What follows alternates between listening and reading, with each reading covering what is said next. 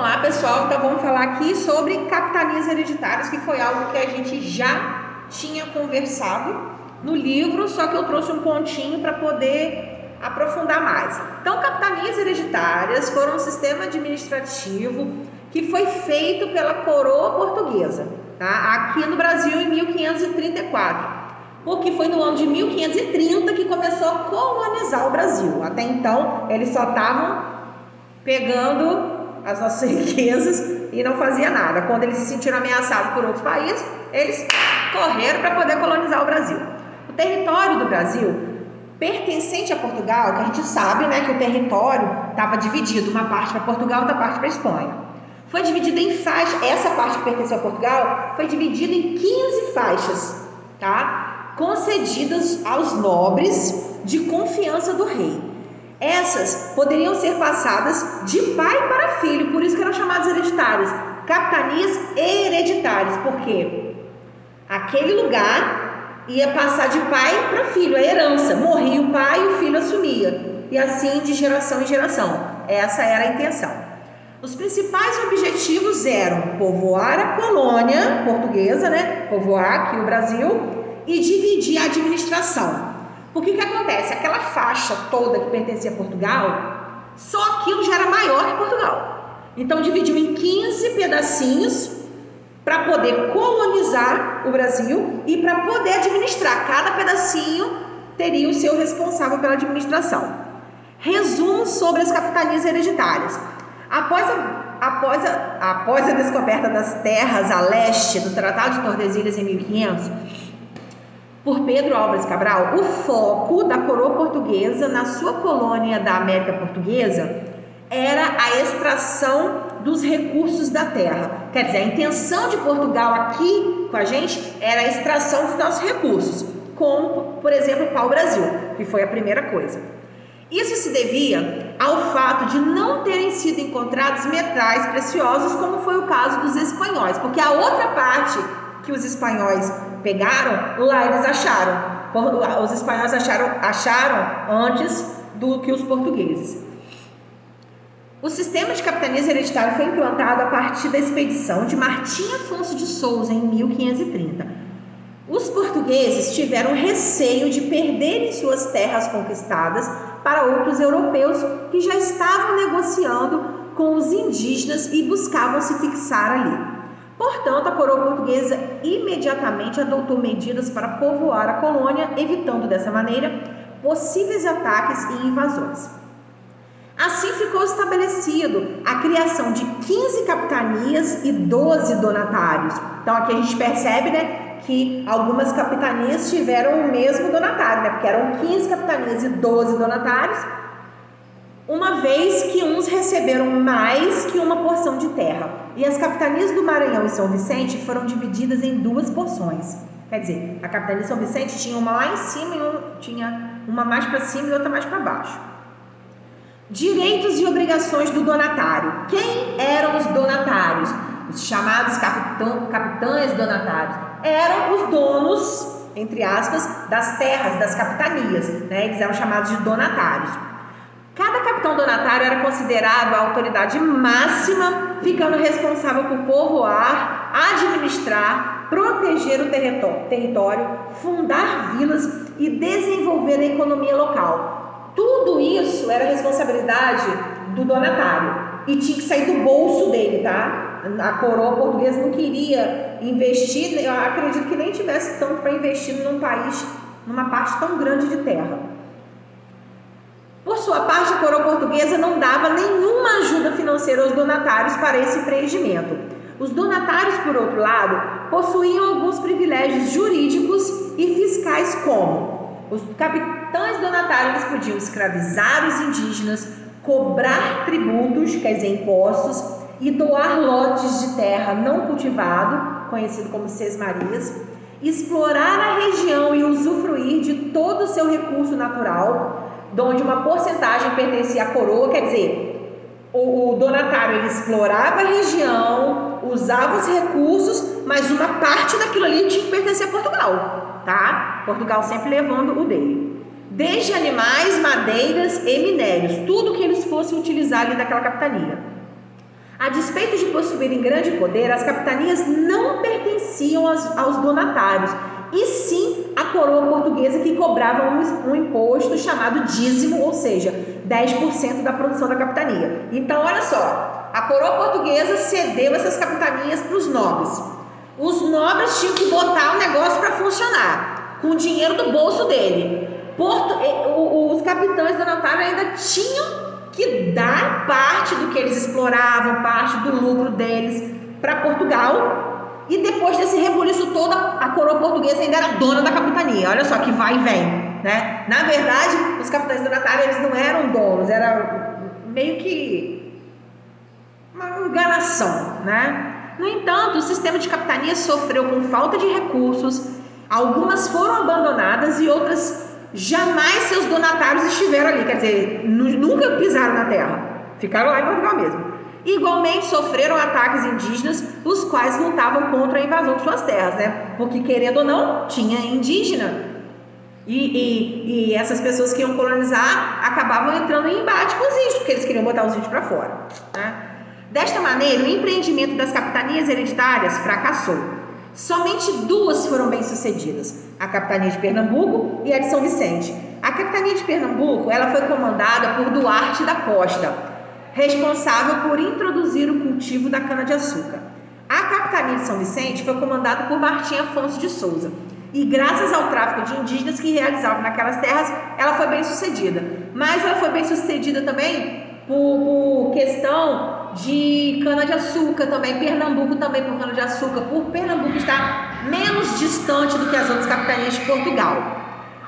Após a inviabilidade das capitanias hereditárias, a colônia passou por uma reforma administrativa e foi instituído o governo geral.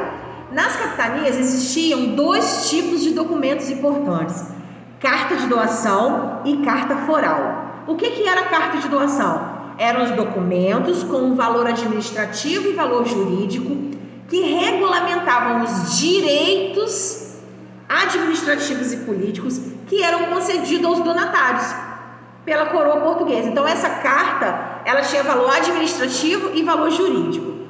Carta foral apresentavam as questões fiscais, taxas alfandegárias, impostos e outras obrigações relacionadas à administração do sistema de capitanias. Então aqui agora vem uma série de questõezinhas para que a gente possa responder, e vamos entrar aqui em governo geral. O governo geral foi um modelo administrativo implantado pela coroa de Portugal na América Portuguesa a partir de 1548. Seu objetivo era centralizar a administração da colônia. Então aqui, o que acontece? Primeiro eles queriam colocar a administração das capitanias separadas, né? Cada capitania iria administrar a sua parte. Agora que eles já estavam querendo centralizar o poder governamental na mão de uma pessoa só, né? O governo geral foi criado por ordem do rei português Dom João III em 1548. No ano seguinte, nomeou-se a América Portuguesa o primeiro governador-geral, Tomé de Souza. O objetivo do governo geral era promover a centralização administrativa da colônia como forma de torná-la mais lucrativa. Os três primeiros governadores gerais que administraram o Brasil foram Tomé de Souza, Duarte da Costa e Mendes Sá, nessa sequência mesmo, tá? O primeiro, Tomé de Souza, o segundo, Duarte da Costa, e o terceiro, Mendes Sá. A administração de Tomé de Souza iniciou o processo de restabelecimento da coroa portuguesa nas terras brasileiras. Logo depois, Duarte da Costa entrou em diversos conflitos com indígenas. Por outro lado, Mendes Sá aproveitou para se aproximar dos índios e utilizá-los como força para combater as invasões francesas. Porque teve invasão francesa, invasão espanhola, tá? Não era tudo flores, não. Portugal passou perrengue. Os portugueses decidiram, então, centralizar a administração da colônia. Para isso, criaram cargo de governador-geral, o qual tinha poderes sobre todo o Brasil. As funções dos governadores gerais estavam detalhadas em um documento chamado regimento. Apesar de o governador-geral ter assumido uma série de obrigações que eram dos capitães donatários, a administração da colônia não era realizada somente por ele. Entre outros cargos administrativos, quer dizer, sem ser os capitães donatários, a gente pode destacar o ouvidor-mor, o provedor-mor e o capitão-mor. O ouvidor-mor era responsável pelas questões jurídicas e pela aplicação da lei portuguesa da colônia. Então, o ouvidor-mor era como se fosse um juiz, ele era responsável por verificar a lei, aplicar a lei. O provedor-mor, responsável pela arrecadação de impostos e pelo controle do orçamento da colônia. Esse mexia com a parte financeira, tá? E o capitão-mor, responsável pelo desenvolvimento das defesas da colônia contra os ataques estrangeiros, ou seja, contra os indígenas, contra quem fosse, né? Então, o capitão-mor seria mais aquele que estaria mais voltado para a área, vamos botar assim, militar, né? De proteção e tal. Então, aqui agora também vem mais uma sequência de questões, nós vamos fazer e corrigir depois. Então, tá aqui, gente, a correção da atividade referente às capitanias hereditárias. Em 1534, o governo português concluiu que a única forma de ocupação do Brasil seria através da colonização. Era necessário colonizar simultaneamente todo o extenso território brasileiro. Essa colonização, dirigida pelo governo português, se deu através da criação das capitanias hereditárias. 2. Apesar do intuito de Portugal em utilizar as capitanias hereditárias como forma de garantir a colonização e o povoamento do território colonial, as dificuldades econômicas e de enfrentamento da população indígena impediram o sucesso das capitanias. Apenas 2 capitanias hereditárias conseguiram obter lucros e eram as capitanias de São Vicente e Pernambuco.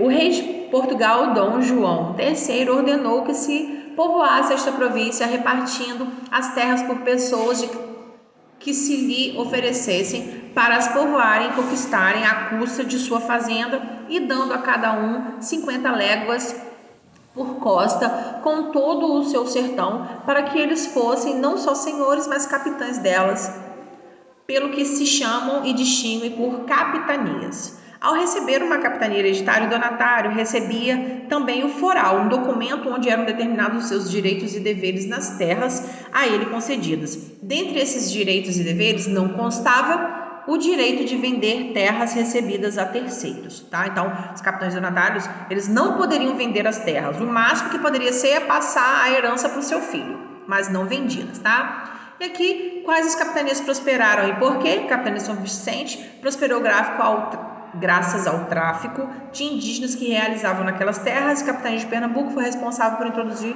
o cultivo da cana-de-açúcar. Por que se chamavam capitanias hereditárias? Porque elas passavam de pai para filho, né? A hereditariedade. Agora aqui na parte das atividades referentes ao governo geral, na número 1, a colonização brasileira do século XVI foi organizada sob 2 formas administrativas, as capitanias hereditárias e o governo geral. Assinale a afirmativa que expressa corretamente uma característica desse período. Então tá aqui, é a letra A. As capitanias, mesmo havendo um processo de exploração econômica em algumas delas, garantiam a presença portuguesa na América, apesar das dificuldades da coroa. Então, quer dizer, mesmo com todo o processo de exploração, tudo que estava acontecendo aqui, eles ainda mantinham a presença de Portugal aqui. 2. A centralização política e econômica do Brasil, colônia, foi concretizada com a instituição do governo geral. Então, quer dizer, foi através da criação do governo geral que a centralização, né, mantém um lugar só. A política administrativa do Brasil, ela foi concretizada. Então, tá aqui na terceira questão. Quem foi o primeiro governador geral? Tomé de Souza. O segundo, Duarte da Costa. O terceiro, Mendes Sá. Aqui, gente, eu esqueci de dar espaço, tá? A responsabilidade de implantar o governo geral foi atribuída diretamente pelo monarca português Dom João III ao nobre, para quem que ele deu essa responsabilidade de implantar o governo geral? Tomé de Souza, que veio a ser o primeiro governador geral. Para auxiliar na administração pública e na centralização do poder, foram criados 3 cargos. Quais foram eles? É a opção A, ouvidor-mor, capitão-mor e provedor-mor. E na sexta e última questão, veio pedindo para falar sobre cada um desses cargos, né? Então, o ouvidor-mor, responsável pelas questões jurídicas e pela aplicação da lei na colônia portuguesa. Provedor-mor, responsável pela arrecadação dos impostos pelo controle do orçamento da colônia. e capitão-mor responsável pelo desenvolvimento das defesas da colônia, seja contra ataques estrangeiros, seja contra indígenas. Então tá aqui, a gente fechando essa matéria de hoje de capitanias hereditárias e governo geral.